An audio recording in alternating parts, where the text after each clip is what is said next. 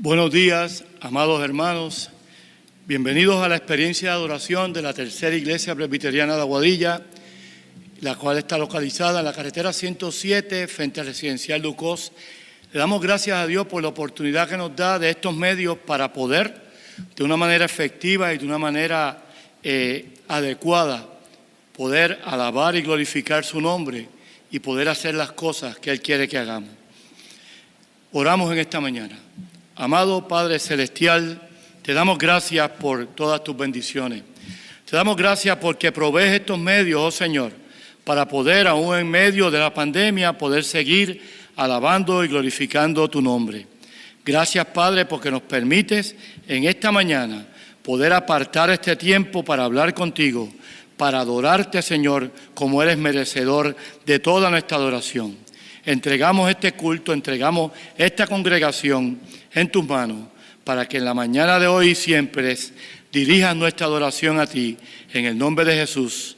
Amén. Vamos a tener ahora, hermanos, el llamado a la adoración.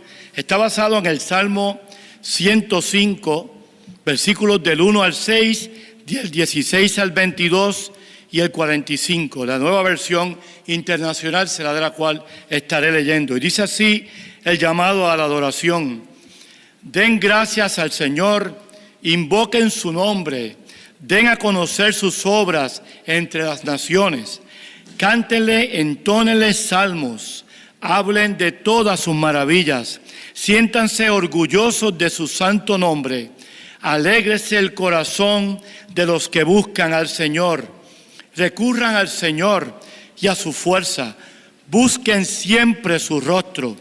Recuerden las maravillas que ha realizado, sus señales y los decretos que ha emitido. Ustedes, descendientes de Abraham, su siervo, ustedes, hijos de Jacob, elegidos suyos. Dios provocó hambre en la tierra y destruyó todos sus trigales, pero envió delante de ellos a un hombre, a José, vendido como esclavo. Le sujetaron los pies con grilletes, entre hierros le aprisionaron el cuello hasta que se cumplió lo que él predijo y la palabra del Señor probó que él era veraz. El rey ordenó ponerlo en libertad, el gobernante de los pueblos lo dejó libre, le dio autoridad sobre toda su casa y lo puso a cargo de cuanto poseía en pleno poder para instruir a sus príncipes e impartir sabiduría a sus ancianos. Aleluya, alabado sea el Señor. Oremos nuevamente en este momento pidiendo al Señor que ilumine al siervo que ha de traer la palabra y que reciba, oh Señor, la lectura que hemos de tener en esta mañana. Amado Dios y Padre eterno, tu palabra ha de ser leída. Permite que la misma, Señor, sea eficaz para nuestra vida. Bendice al siervo que ha de traerla, Señor, y que nos traiga palabra tuya en el nombre de Jesús. Amén. Y dice así la lectura bíblica, la cual se encuentra en Génesis 37, del 1 al 4, y del 12 al 28, y voy a leer de la nueva versión internacional. Y dice así la palabra del Señor. Jacob se estableció en la tierra de Canaán, donde su padre había residido como extranjero. Esta es la historia de Jacob y su familia. Cuando José tenía 17 años, apacentaba el rebaño junto a sus hermanos, los hijos de Bilhá y de Silpá, que eran concubinas de su padre. El joven José solía informar a su padre de la mala fama que tenían estos hermanos suyos. Israel amaba a José más que a sus otros hijos, porque lo había tenido en su vejez. Por eso mandó que le confeccionaran una túnica muy elegante. Viendo sus hermanos que su padre amaba más a José que a ellos, comenzaron a odiarlo y ni siquiera lo saludaban. En cierta ocasión, los hermanos de José se fueron a Siquén para apacentar las ovejas de su padre. Israel le dijo a José: tus hermanos están en Siquén, apacentando las ovejas. Quiero que vayas a verlos. Está bien, contestó José. Israel continuó: vete a ver a tus hermanos y ve si el rebaño y tus hermanos están bien y tráeme noticias frescas. Y lo envió desde el valle de Hebrón. Cuando José llegó a Siquem, un hombre lo encontró perdido en el campo y le preguntó: ¿qué andas buscando? Ando buscando a mis hermanos, contestó José. ¿Podría usted indicarme dónde están apacentando el rebaño? Ya se han marchado de aquí, le informó el hombre. Les oí decir que irían a Dotán. José siguió buscando a sus hermanos y los encontró cerca de Dotán. Como ellos alcanzaron a verlo desde lejos, antes de que se acercara, tomaron un plan para matarlo. Se dijeron unos a otros: ahí viene ese soñador. Ahora sí que le llegó la hora. Vamos a matarlo y a echarlo en una de esas cisternas y diremos que lo devoró un animal salvaje y a ver qué terminen sus sueños. Cuando Rubén escuchó esto, intentó librarlo de las garras de sus hermanos. Así que les propuso: no lo matemos, no derramen sangre, arrójelo en esta cisterna en el desierto, pero no le pongan la mano encima. Rubén dijo esto porque su intención era rescatar a José y devolverlo a su padre. Cuando José llegó a donde estaban sus hermanos, le arrancaron la túnica muy elegante, lo agarraron y lo echaron en una cisterna que estaba vacía y seca. Luego se sentaron a comer. En eso, al levantar la vista, divisaron una caravana de ismaelitas que venían de Galaad. Sus camellos estaban cargados de perfumes, bálsamo y mirra que llevaban a Egipto. Entonces Judá les propuso a sus hermanos: ¿qué ganamos con matar a nuestro hermano y ocultar su muerte? En vez de eliminarlo, vendámoslos a los ismaelitas. A fin de cuentas, es nuestro propio hermano. Sus hermanos estuvieron de acuerdo con él, así que cuando los mercaderes madianitas se acercaron, sacaron a José de la cisterna y se lo vendieron a los ismaelitas por 20 monedas de plata. Fue así como llevaron a José a Egipto. Y esto es palabra del Señor. En estos momentos tendremos el sermón y la Santa Cena a cargo del reverendo Francisco García Torres, pastor de la Iglesia Presbiteriana Central en Isabela. Dios continúe bendiciendo vuestras vidas en esta hermosa mañana.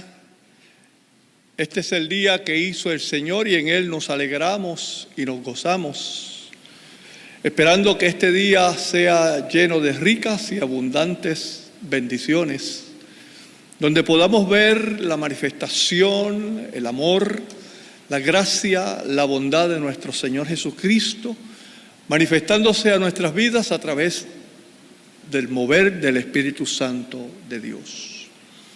Para mí es una gran alegría estar con ustedes en esta mañana, honrando el nombre de aquel que vive y reina para siempre, aquel que es Señor de señores y Rey de reyes.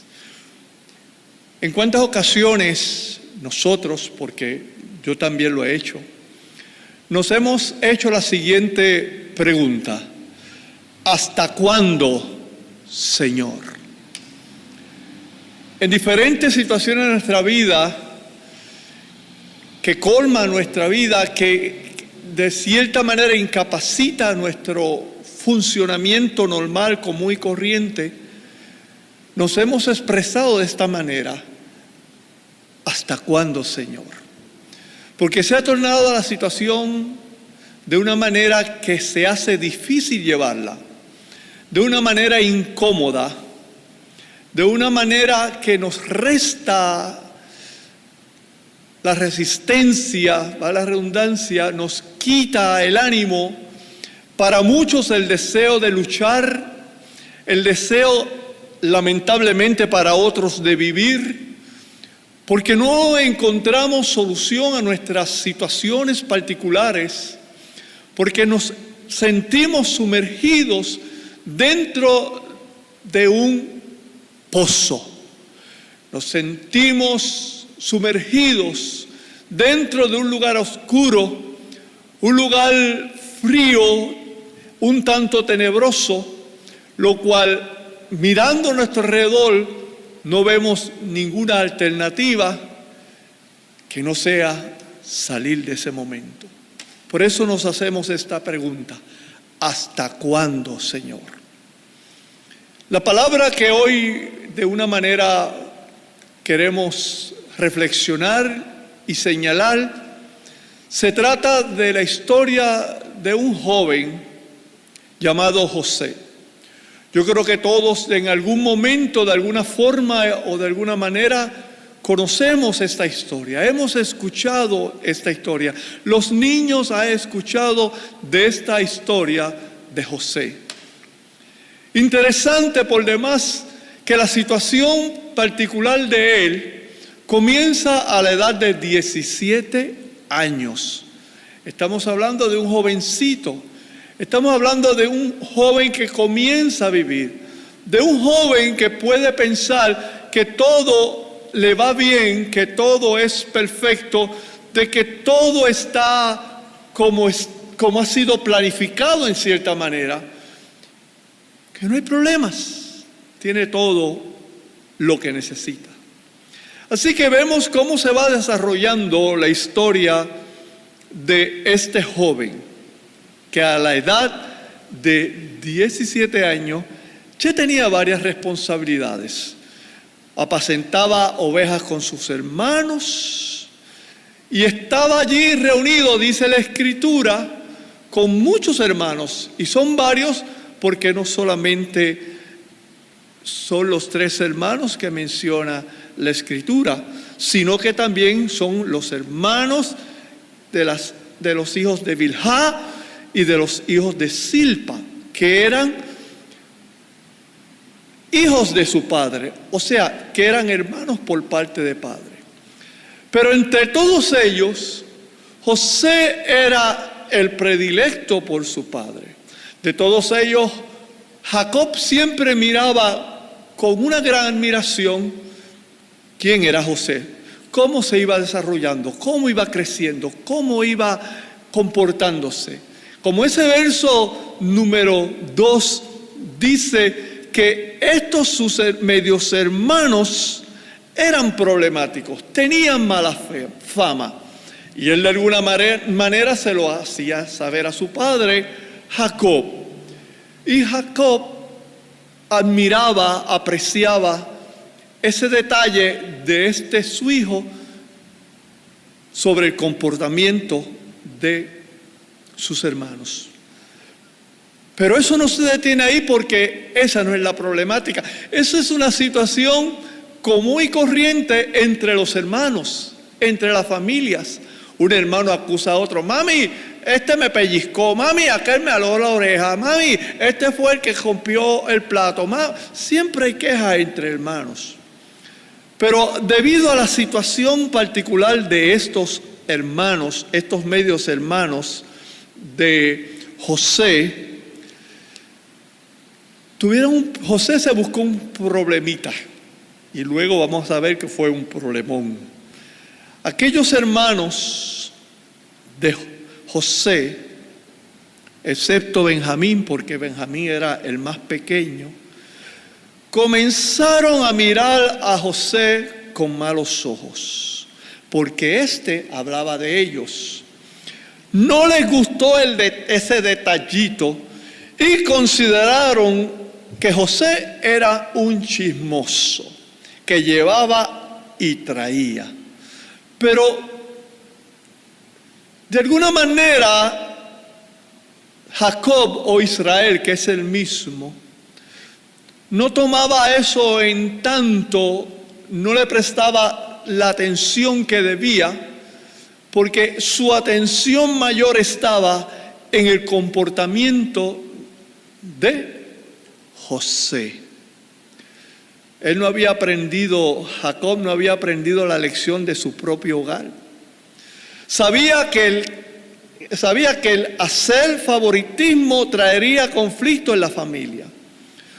Su propio padre había favorecido a su hermano mayor Esaú, y Jacob sabía bien lo que era sentirse discriminado.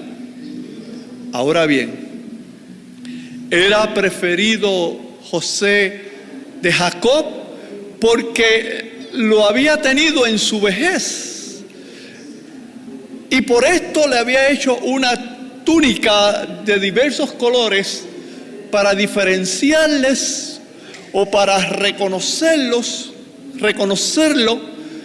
porque puedo pensar también que ya debido a su corta vista, a su visión, que no era la mejor, como hemos visto en pasajes anteriores, él podía identificarlo a la distancia a través de esa túnica de colores. Así que hizo esto distintivo para identificarle. Ahora más bien, ¿por qué José era también el preferido? Porque era hijo de Raquel, la esposa a quien realmente amó y con quien vivió las experiencias más bellas de su vida. Así que sus hermanos, viendo que su padre, dice el verso 4, lo amaba más que a todos sus hermanos, le aborrecían y no podían hablarle pacíficamente. Lo trataban mal. Naturalmente, al ser el favorito de su padre, sus hermanos le odiaban y le hablaban de mala manera o no, lo saludaban, lo ignoraban. En los versos del 12 al 18, le voy a hacer el relato rapidito, qué ocurrió en ese momento. Sus hermanos salen a pastar las ovejas hacia Siquem. Así que Israel le dice a José que camine, que vaya, a ver dónde están sus hermanos, qué pasa con ellos. Así que José, como obediente, como buen hijo, salió a buscar a sus hermanos rumbo a Siquem. Llega allí, no hay nada, comienza a buscarlo en diferentes lugares, una y otra vez. Encuentra a un hombre, este hombre pregunta qué pasó, que él ha visto dar vueltas y vueltas. ¿Y qué buscas?, le pregunta. Y José dice, estoy buscando a mis hermanos que salieron a pastar las ovejas y no los encuentro. Y él le dice, ¿sabe qué? Yo escuché su conversación, yo los vi, pasaron por aquí hace un momento y dijeron que iban camino a Dotán. Así que José marchó hacia Dotán. Cuando sus hermanos, según el verso 18, le ven de lejos, ven que está acercándose, conspiraron contra él para matarle. ¿Usted se puede imaginar eso? ¿Hasta dónde estaba el odio, el coraje, la ira de ponerse de acuerdo para matar a un hermano? Pues ellos estaban de esa manera conspirando. Y también en el verso 19 dice el uno al otro, he aquí viene el soñador. O sea, que ya le habían puesto, en cierta manera, un apodo de una manera discriminatoria. Su padre lo distinguía por amarle más que a sus hermanos y sus hermanos lo discriminaron por el odio que sentían hacia él. En el verso número 20 ya está pensado, ya está planificado, ya está acordado, estaban de acuerdo y dice, ahora pues venid y matémosle y echémosle en una cisterna y diremos, alguna mala bestia lo devoró y veremos qué será de sus sueños. Ya estaba todo listo, ya estaba todo planificado, pero Rubén oyó esto, lo libró de sus manos y dijo, no lo matemos, no lo matemos. Rubén le dice, no derraméis sangre, echadlo en esta cisterna que está en el desierto y no pongáis mano en él por librarlo así de sus manos para hacerlo volver a su padre. En otras palabras, la intención de Rubén era permitir que lo echasen en el pozo para librarle de las intenciones de sus hermanos, librarle de la muerte. Así luego, silenciosamente, podría quitarlo de allí y devolverlo a su padre. En otras palabras, lo echamos allí, de allí yo voy después, lo saco y lo hago llegar a mi padre. ¡Wow! No sé si usted puede visualizar esto hasta este momento. Lo interesante, lo maravilloso de quién es Dios, de lo que Dios hace, de lo que Dios permite, de cómo Dios obra. En esa tu situación, en esa tu incertidumbre, en esa tu cisterna, Dios está presente contigo, no te deja ni te dejará solo. Ahí vemos esa mano de Dios obrando en la vida de José. Así que en el verso 23 sucede pues que cuando llegó José a sus hermanos, ellos quitaron a José su túnica, la túnica de colores que tenía sobre sí. La túnica, como habíamos dicho, les enardecía porque les resaltaba la elección de José, escogido entre ellos para una posición de privilegio. Fíjense que, como le había explicado hace un momento, aparte de que fuera el predilecto, ellos solamente visualizaron la túnica desde esa perspectiva, porque a ellos no se les había hecho una túnica, sino porque era la manera de distinguirlo a la distancia. Siempre los colores resaltan en todo un panorama.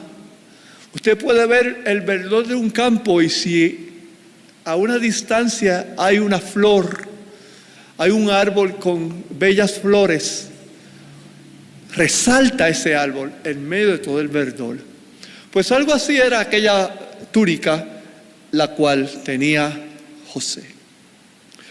Le tomaron y le echaron en la cisterna. Oiga, mi amado, pero la cisterna estaba vacía, no había agua en ella. De tantas que pueden haber allí, de tantas cisternas, porque era un lugar árido, donde todos esos nómadas sacaban agua para sus bestias, para ellos. Escogen por plan de Dios, y voy a entrar en este detalle, por propósito de Dios, por voluntad de Dios, por dirección de Dios, una cisterna que estaba vacía y no tenía agua. Así que lo echaron allí, comenzaron a comer, comenzaron a alzar los ojos, miraban, y de momento aparece una compañía de ismaelitas que venían de Galat, y sus camellos traían aromas, bálsamos y mirra, e iban a llevar todas estas mercancías a Egipto. Entonces, uno de ellos, Judá, dijo a sus hermanos: ¿qué provecho hay en que matemos a nuestro hermano y encubramos su muerte? Y en el verso 27 él mismo dice: venid y vendámosle a los ismaelitas, y no sea nuestra mano sobre él, porque él es nuestro hermano, nuestra propia carne. Y sus hermanos convidaron con él. Es interesante recordar también que el término ismaelita se usaba genéricamente para designar a los que estaban implicados en actividades comerciales. O sea que a todos los comerciantes se les llamaba ismaelita. Pero en el verso 28 hay un detalle interesante que quiero mencionar.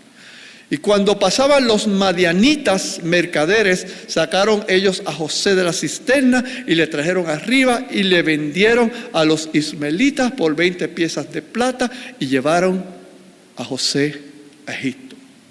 ¿Quiénes eran los ismaelitas? Eran los descendientes de Ismael, el hijo de Abraham. ¿Y quiénes eran los madianitas? Eran los descendientes de Madián, un hijo de Abraham. Ismael era el hijo que Abraham tuvo con Agar. Y Madián era el hijo que Abraham tuvo con Cetura. ¿Con quién se casó después de la muerte de Sara? Cuando Sara muere, Abraham toma por esposa a Cetura. Aquellos mercaderes, si vamos a ver, eran todos hermanos, eran parientes. En realidad, hasta eran parientes de este grupo de jóvenes que estaban vendiendo a su hermano. Mire el cuidado, mire la protección, mire el amor, mire la misericordia de Dios. Cuando preguntamos nuevamente o hacemos la misma pregunta con la que comenzamos, ¿hasta cuándo, Señor? No vamos a entrar en detalles sobre toda la vida de José, pero en cada uno de los acontecimientos a los que se enfrentó, a todas las situaciones y experiencias a las que se enfrentó, ¿hasta cuándo duraron, mis amados hermanos y mis hermanas? Hasta que el propósito de Dios se cumplió. En vez de hacerte la pregunta ¿hasta cuándo?, en vez de romperte la cabeza, en vez de tomar mucho tiempo de encontrar la situación, razón a la situación, el porqué de la situación, la pregunta es, Señor, ¿cuál es el propósito de esta situación? ¿Qué tú me quieres enseñar? ¿Qué tú me quieres revelar? ¿Qué tú me quieres mostrar? ¿Qué debo aprender? ¿En qué dirección debo ir? Tal vez voy en una dirección equivocada. Y Dios utiliza todas las situaciones, y lo hemos visto en la vida, en estos cortos versos, en la vida de José, que a los 17 años ya Dios está irrumpiendo de una forma poderosa en su vida para mostrar su gloria. Eso lo hace contigo, eso lo hace conmigo, eso lo hace con nosotros, eso lo hace Dios con su pueblo. Cuando su pueblo se pone de acuerdo, cuando cada vida, cuando cada creyente se pone de acuerdo para buscar el rostro de Dios, humillarse ante el Señor, buscar la presencia de Dios, decirle al Señor, Señor, ¿qué quieres hacer conmigo? Aquí estoy, haz tu voluntad en mí, haz lo que quieres en mí, revélame, dirígeme para hacer tu voluntad. El resultado de la obediencia de José, increíble, increíble. José vino a ser gobernador de Egipto a la edad de 30 años, 17 a 30. Fíjense en todos los años que ocurrieron todas estas situaciones hasta que se cumplió el propósito de Dios. Interesante, un faraón nombra a José como gobernador. Dios de lo imposible hace las cosas posibles. Aquel mismo pueblo que tenía esclavo a los hebreos, aquel mismo pueblo que persiguió a los egipcios, aquel mismo pueblo sobre el cual cayeron las plagas, aquel mismo pueblo que no hablaba de un Dios, sino de dioses paganos. Dios es grande, Dios es maravilloso, Dios es poderoso, lo hace en tu vida, lo hace hoy, lo hará mañana, lo hará siempre. Basta nuestra confianza, basta nuestra fidelidad, basta creer que Él lo puede hacer, que lo que es imposible para los hombres es posible para el Señor. Y decir como decía el apóstol, todo lo puedo en Cristo, quien me fortalece. Vivir vidas agradables al Señor, vivir vidas dedicadas al Señor, vivir vidas de mente, alma y corazón dedicadas a Dios. Que mi pensamiento seas tú, que mi actitud sea hacia ti, que mi actitud hacia mis hermanos sea de amor, que mi actitud hacia el mundo sea de misericordia, para poder llegar, tal vez no a ser gobernador de una nación, tal vez no ser gobernador de un pueblo, pero sí poder decir que mi vida está cimentada sobre la roca inconmovible de los siglos y que mi vida está confiada plenamente en el Rey de Reyes y Señor de señores. A ese Dios servimos, a ese Dios buscamos, en ese Dios confiamos y a ese Dios en esta mañana damos gloria, honor, ahora y siempre. Amén. En esa misericordia y en ese amor que hemos expresado a través de la palabra, nos acercamos a la mesa, lugar del pacto, lugar del compromiso, lugar de la bendición, lugar del encuentro, lugar de estar juntos. Yo les invito allá en sus hogares, amados hermanos y hermanas, que participemos juntos de esta mesa, que estemos unidos en el amor del Señor, que estemos unidos bajo la paz del gran yo soy, alrededor de la mesa, a través de estos elementos que son consagrados para este uso sacramental. Oramos al Señor. Gracias, buen Dios, por esta maravillosa y hermosa mañana, donde tú derramas tu bendición, donde tú te dejas sentir, donde tú te muestras, te revelas y te manifiestas. Que estos elementos, como todos los elementos en cada hogar, sean bendecidos en este uso sacramental, que participemos juntos de esta mesa y nos deleitemos en tu presencia. En el nombre de nuestro Señor Jesucristo, yo te lo suplico. Amén y amén.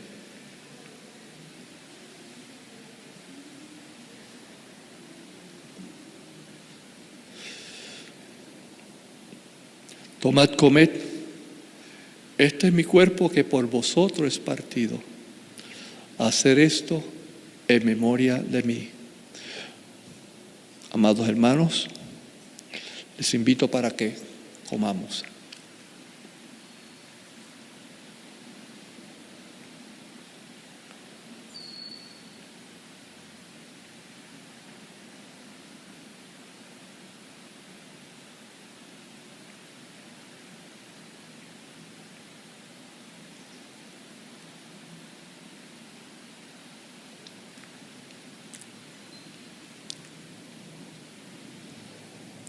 Así también, tomando la copa, dijo: esta copa es el nuevo pacto en mi sangre. Hacer esto todas las veces que la bebieres en memoria de mí. Participemos todos de la copa.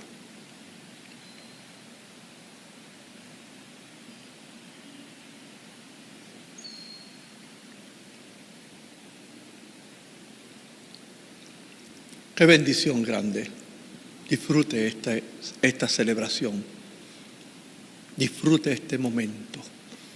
El Señor está con nosotros, derramando su bendición ahí en tu casa, ahí en tu hogar, ahí en tu lugar de trabajo tal vez, ahí en el carro donde te encuentras. El Señor derrama su bendición. Gracias te damos, Dios, por permitirnos participar de esta mesa. Que en tu nombre y en memoria de ti hemos celebrado. Permite que tu bendición sobreabunde sobre cada vida y cada hogar. En el nombre de Jesús. Amén.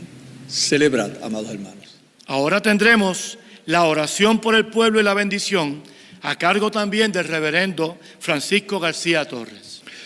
Queremos agradecer su presencia, amados hermanos. Y como todos sabemos que tenemos, usted y yo, necesidades y situaciones particulares en nuestra casa, en nuestra familia y lo personal. Así que vamos a pedir al Señor que sea en medio de su casa, en medio de su vida. Señor, te damos gracias por tu excelencia, por tu grandeza, por tu infinito amor, por tu gran bondad, porque tú estás aquí y en cada hogar presente en este momento, porque tu manifestación es poderosa, porque tu manifestación es grande. te pido que seas atendiendo cada necesidad de tu pueblo, que seas atendiendo cada situación de mis hermanos y mis hermanas, que tu presencia de una manera poderosa se deje sentir y haya la transformación, la realización de lo hermoso y maravilloso de todo lo que proviene de ti. En tus manos dejo a mis hermanos y mis hermanas.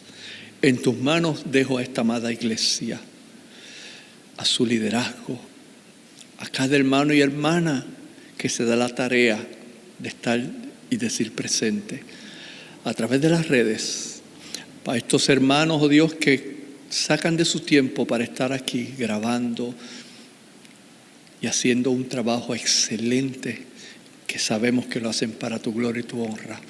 Bendíceles. Que el amor del Padre, la gracia del Hijo, la unción y dirección del Espíritu Santo sea con ustedes ahora y siempre. Amén y amén. De la paz del Señor sea con usted. Dios les bendiga.